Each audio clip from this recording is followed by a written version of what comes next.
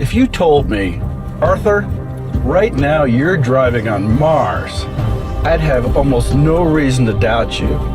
This terrain is mountainous, full of huge boulders, and it's almost entirely red. But this isn't Mars, it's Utah. And Utah has no fewer than 5 amazing national parks, each one full of great roads and off-road trails and spectacular natural wonders. On this episode, I'm going to visit them all. And to do it, I've got the perfect rover, the all-new 2016 Toyota Tacoma TRD Off-Road Edition, the 3rd generation of one of the most popular pickup trucks in the universe.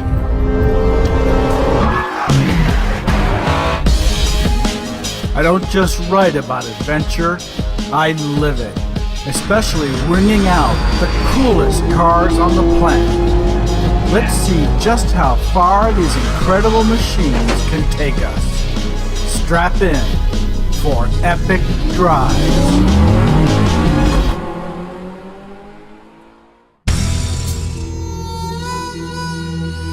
Yeah, this new Tacoma bears a strong family resemblance to the outgoing model, but underneath, a ton has changed.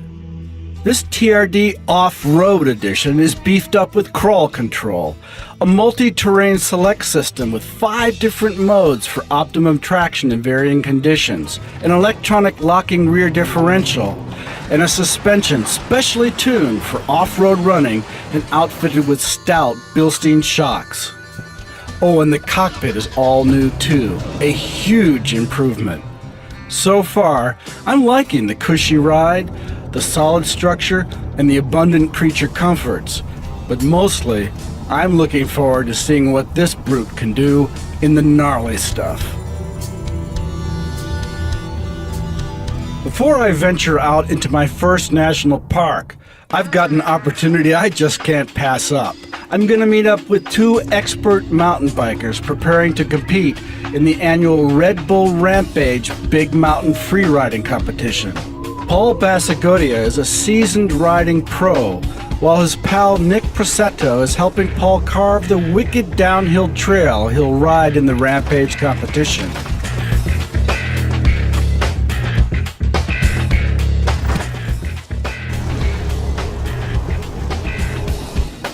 Art, what is happening? How you doing? Good, man. I'm trying to find some place where anybody could ride a bike around here, and you're telling me you're going to go down that thing. Art, I think our only option is to ride down that steep chute right there, which is called the King Kong.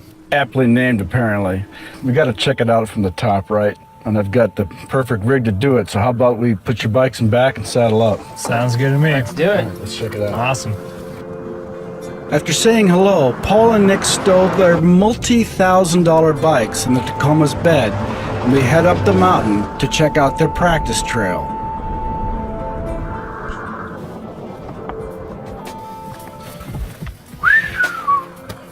Guys, just standing here is doing uncomfortable things to my anatomy.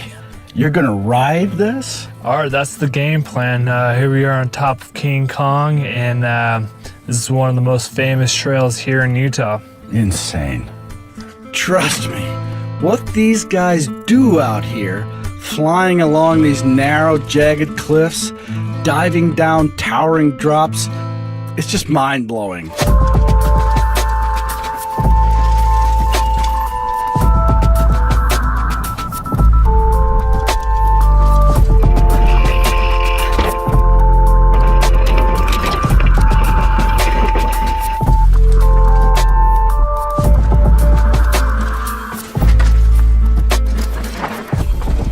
I'm okay with driving a Lamborghini at speed on a closed road, but a mountain bike out here, I don't know how they do it. Really unbelievable. It's been a privilege meeting such gutsy and talented guys.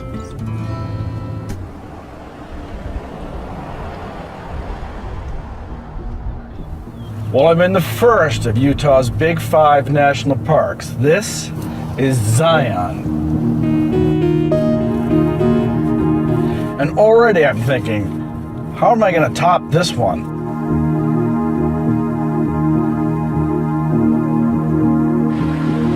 Suddenly, I'm kind of wishing I were driving a convertible. I'm looking out at red pillars of stone going up 1,000, 2,000 feet into a perfectly blue sky. It's absolutely incredible here. Founded in 1909, Zion is the oldest and most popular national park in Utah. Humans have inhabited this dazzling panorama of soaring peaks, thick forests, and narrow canyons for about 8,000 years.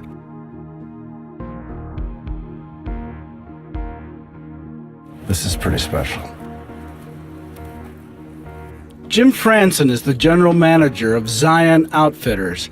As we head into Zion Canyon, Jim points out a group of roped climbers halfway up a sheer rock face. This is a world-class rock climb right there where those two spots are going up. If you can look right up there about a third of the way up, there's some rock climbers actually on the wall up there right now. Wow, look at that. Typically, unless they're the best climbers in the world, they're probably going to spend the night up there. They have a portal edge they bivvy on. Really? For That's an so evening, cool. yeah. Where are you guys taking off today? We're climbing a climb right up here called Prodigal Son. It's just right up here on this wall. Are you going to stop halfway for the night, or are you going to go all the way up? Yep, we're gonna stop and bivvy halfway up. Cool. Sleep on the wall. We'll just see how far we can get today, and however we stop, and keep going. Hopefully get to the top tomorrow. What's it like to hang out there at night, halfway up on a rock? Just you peek your head off the edge and you're looking down, 500, 600 feet. It's exciting. The canyon narrows as we hike further in. At one point, we stop in front of a large weeping wall of water. This H2O, Jim says, is more than 1,200 years old, absorbed centuries ago by the porous sandstone towering above. This is awesome. Yeah, it's a pretty neat little area. Loving this. Go up right around this bend up here. Over here? It gets a little more narrow, yeah. So Jim, this is pretty much where you enter the Zion Narrows, right about here? Yeah, you see people starting their 4-mile trek up to where they need to turn around. It's you're hiking in the water at this point probably about 60% of the time. Really? Yeah, and as you can see, it's not just flat under the water. It's these bowling ball sized river rock. You're going to be knee deep or less. There's going to be a couple spots up in here. We'll get up to our waist. Well, I would like to see it for myself, but my Crack the Whip producers have somewhere else for me to go. So this is as far as we get to go today. Next time. All right, I'll hold you to it. The name Zion means heavenly city. And while the park may not be much of a metropolis, it's got the heavenly part down cold. 150 million years of history speaking to you from the stony faces. No wonder more than 3 million people come here every year. This is what it feels like to experience grandeur.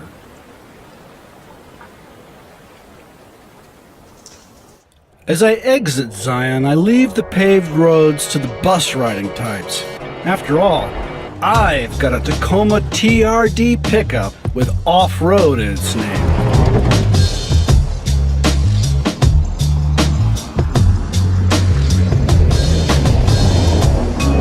Of the 5 national parks I'm visiting on this epic drives, only 3 allow off-roading. Zion, where I was today, and Bryce Canyon, where I'm going tomorrow, don't. But the road I'm driving right now between them is the best dirt road I could find in the area. Cottonwood Road is actually wearing a sign right now saying, "Not recommended for travel," but come on, this rig is way better than that. As night falls, I regularly come across washed out stretches of the trail, but they're no match for the Tacoma's 4-wheel drive system and 9.4 inches of ground clearance. I'm hoping, though, that some of these parks coming up have some real challenges, because this truck has a lot of capability, and I want to test it out.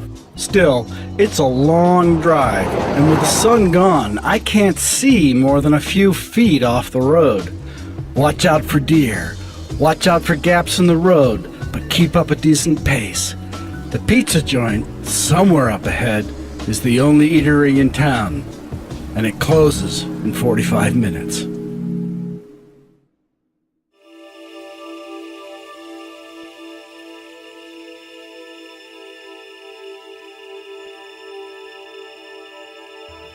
Arriving before dawn at Bryce Canyon National Park, just 50 miles or so northeast of Zion, our team got to witness this.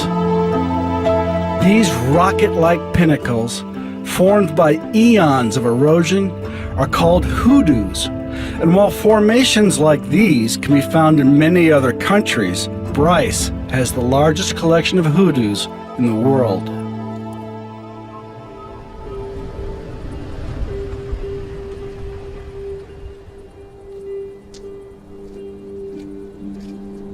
That's what geologists call a ton of erosion. You come up here in Bryce Canyon past 8,000 feet for these monolithic rock formations.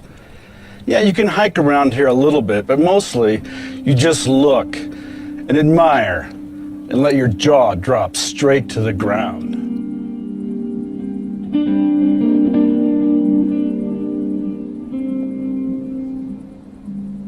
Well, you won't see this very often. Federal land with no triple safety warnings, no guardrails, one false step, and nobody will ever see you again. Leaving Bryce, I aimed Tacoma northwest toward park number 3, Capitol Reef. Call time this morning, 3:30 a.m. For more than 2 hours, our team winds through a tight, twisting 2-lane trail in the pitch dark. Sometime during the night, we cross into Capitol Reef National Park. Signs of civilization? Forget it. Then, as we round a turn, the horizon ahead brightens with a faint whisper of orange. Above it, the slenderest crescent of a moon, like an old science fiction painting of a distant planet. We reach our destination with less than 20 minutes to spare, just enough time to set up our cameras. Quite suddenly, the dawn breaks over the horizon, and the so-named Temple of the Sun alights in a brilliant orange-red glow.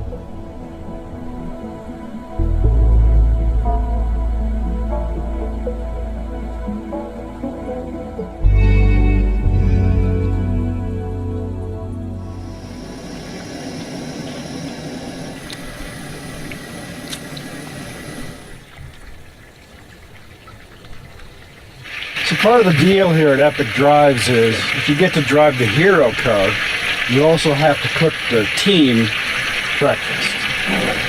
It's a fair trade. For the Temple of the Sun, unbelievable. Well worth getting up at 3:45 a.m. Besides, I actually enjoy frying up the eggs and bacon on the tailgate amid surroundings like these. As we drive on through Capitol Reef, I get a chance to play with the Tacoma a bit, sliding through turns, powering along the trail in clouds of dust.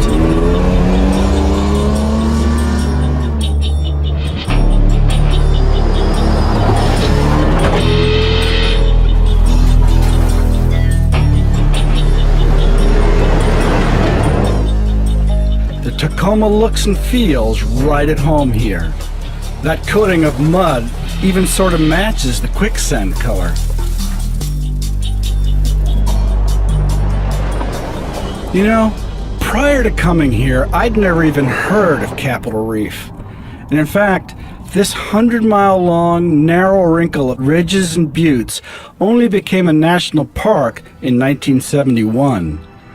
But let me tell you, the place is epic. The formations here that jut out of the landscape were created 65 million years ago, the same geologic forces that created the Colorado Plateau. And so you have the Temple of the Sun and these other spires of rock that are just breathtaking to behold. This is the third of the 5 parks we're visiting. And Capitol Reef doesn't get the attention of some of the parks like Zion that everybody's heard of. As you're making your way around Utah, make sure Capitol Reef is on your list, because I'm telling you, it's not to be missed. Your only fellow traveler is likely to be a golden eagle or a bighorn sheep. To escape like this, I'd get up at 0 dark 30 anytime.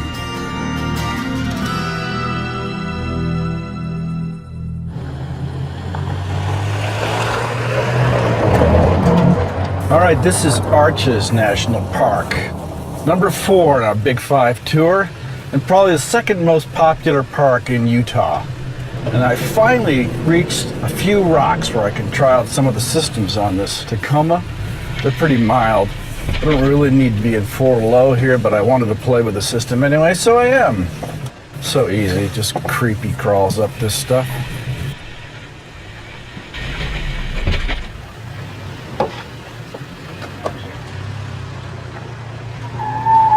Come out to a little bit of a stone wall here. Some tire slip. Let's just lock our rear differential.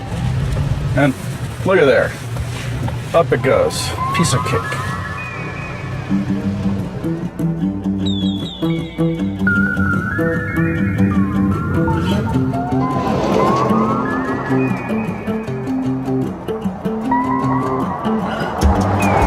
Within its 120,000 square miles, Arches boasts some of the most bizarre and head-scratching natural formations on Earth. This is Balanced Rock, one of the highlights here at Arches National Park. Now don't ask me how the local Chamber of Commerce managed to get a 3,500-ton boulder atop a tiny little perch of mudstone, but they did. I'm going to meet up with a local geologist later who may be able to explain the mystery. Meantime, that's pretty mind-blowing. Standing here right under the monster, I kind of feel like the name should be changed to, I hope it's Balanced Rock. Out here, actually anywhere in Utah's national parks, you want to bring along water. Lots and lots of water. Our team has already gone through enough to fill a swimming pool. And this is October, when the temperatures are relatively mild. The locals tell me this time of year can sometimes rain, but for us, the skies have been nothing but perfect. Oh, that is awesome. So worth the climb up here. I'm genuinely impressed. I didn't think it would look that cool. Yeah, I've seen the so-called delicate arch in pictures, and it's on Utah's license plate too. But nothing can prepare you for seeing this 65-foot tall petrified donut jutting up by itself on the edge of a sandstone bowl with the La Salle Mountains in the far distance. It's so much bigger than I thought. I mean, it's so much more impressive. I meet up with Lee Shenton, a retired organic chemist, self-described amateur geologist, and the president of the Utah Friends of Paleontology. Yeah, he's a dinosaur freak. Lee, behind us is what everybody would call the most famous natural attraction in all of Utah, Delicate Arch. This part of the country was under oceans 29 different times, and every time there were sand dunes by the beach. So over the 200 million years or so, the sand dunes have gradually eroded away until we see what we have here today. Now, as I understand it, I mean, these are naturally eroding structures. Some of them fall down. Is this one doomed to fall down anytime soon? Yeah, not in my lifetime. It will fall down, there's no question about that. Could be 100,000 years, could be 1,000,000 years, we don't know. The good news is on that scale, as some fall down, others are formed. Well, you told me this is one of your favorite places to come. I can see why now. Yeah, this is terrific. I never get tired of this. So this looks a little dicey right above us, kind of cracked. Yeah. And it's probably going to hang up there for at least another minute. If we hear a loud noise like a shotgun going off, run, only run that way, not that way. I don't think we're gonna have much choice. No. Yeah, this is a spectacular place. As I make my way down the Slick Rock Trail back to the Tacoma, I realize this whole trip so far has been nothing but rocks and dust. Tomorrow, I'm going to change that. Time to get wet. jet boat style. In Moab, along the banks of the Colorado River, I meet up with Cassidy Blank, co-owner of Moab Jet and a seasoned veteran applying these waters in all sorts of craft. Today, we'll be venturing out in one of Cassidy's 2 Blue Scream machines, a jet boat powered by a small block V8, making well over 400 horsepower. Welcome to the Colorado River. Thank you. Yeah. I've been looking forward to this for a long time. This has got a pretty shallow draft, this boat. It does. We can get over 4 inches of water with the fully loaded boat, 10 people in here. Wow. Yeah. You got to be going fast though. Really great boat. Really fun boat to drive. And what does it top out at on the water here? I've got the boat right around 60 miles per hour. All right, Cassidy, I'm ready to see what this thing can do. Okay. Hit it. Do it.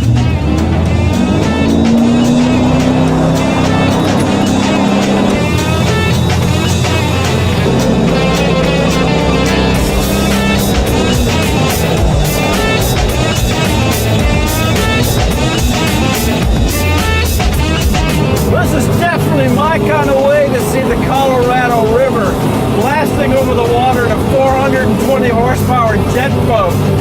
Well, I can't see it, but I'm being pelted with bugs right now. They're all over the place. I feel like I'm a Jeep going down the highway. It is so worth it.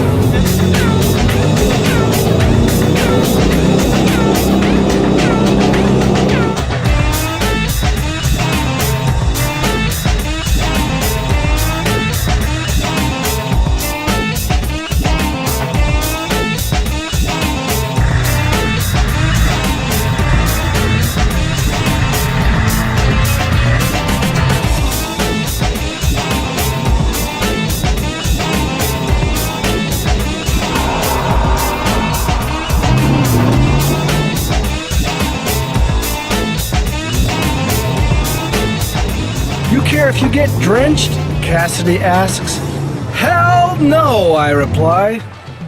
So Cassidy guns the boat toward the waves, and with a combo of steering and throttle, he dives the bow underwater.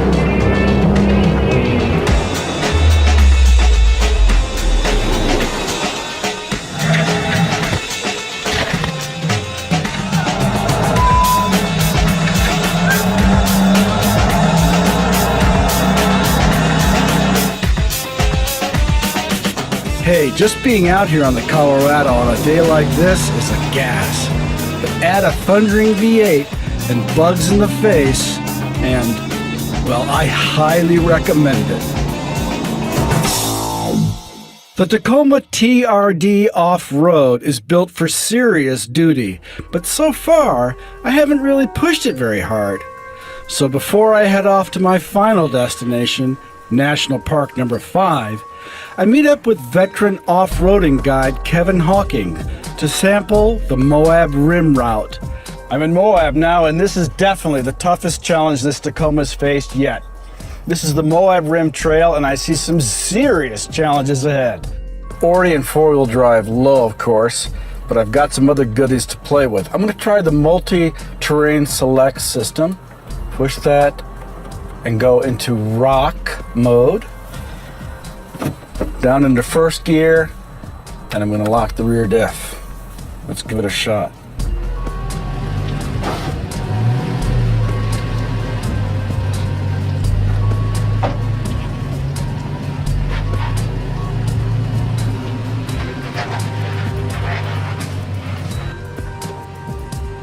Now this is so steep that I cannot see anything of the road. Just see my spotter signal, and I'm following him. I don't even have to look.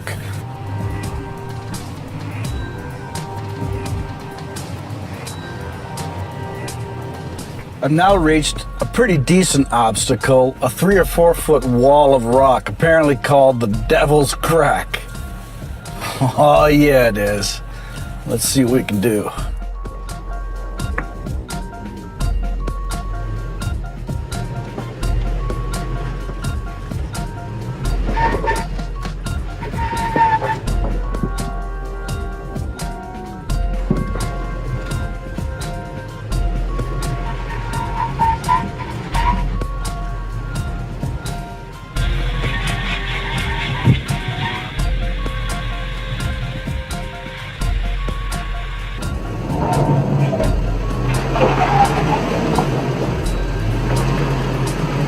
So let me just repeat. An unmodified factory pickup full of luxury amenities just took on the devil's crack and spanked it. Nice. This Tacoma has tamed everything I've thrown at it.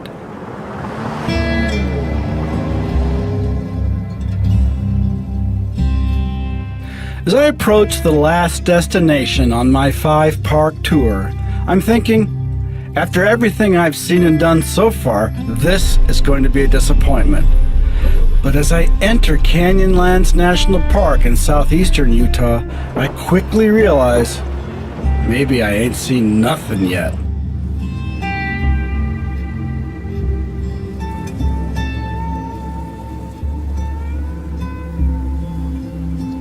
Just off my left shoulder here, the view, the canyon drops down a couple hundred feet just straight off the edge here. And then if you look miles and miles into the distance, you see this ridge of red mountain with these towering little spires all by themselves. And best of all, I have this place all to myself.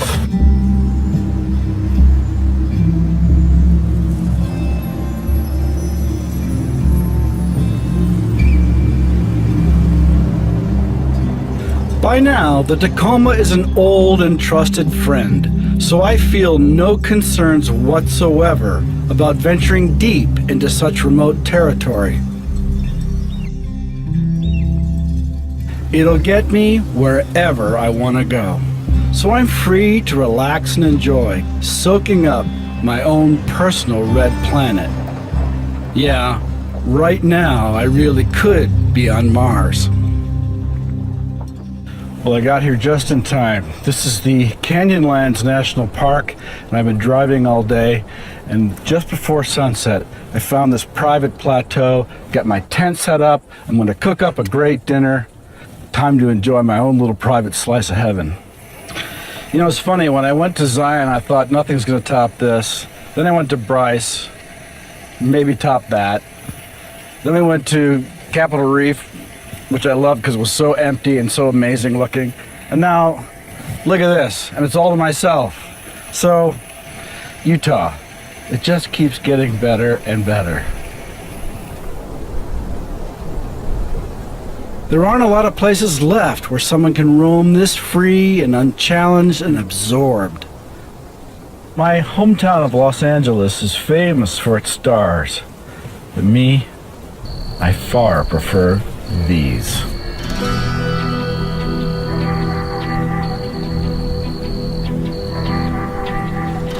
The Tacoma TRD Off-Road has proven to be the perfect companion for Utah's challenging terrain and the hundreds of miles I've racked up bashing over ungroomed trails and rocky slopes.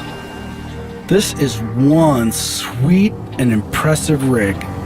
This may be my first extended exploration of Utah, but for sure, I'm coming back.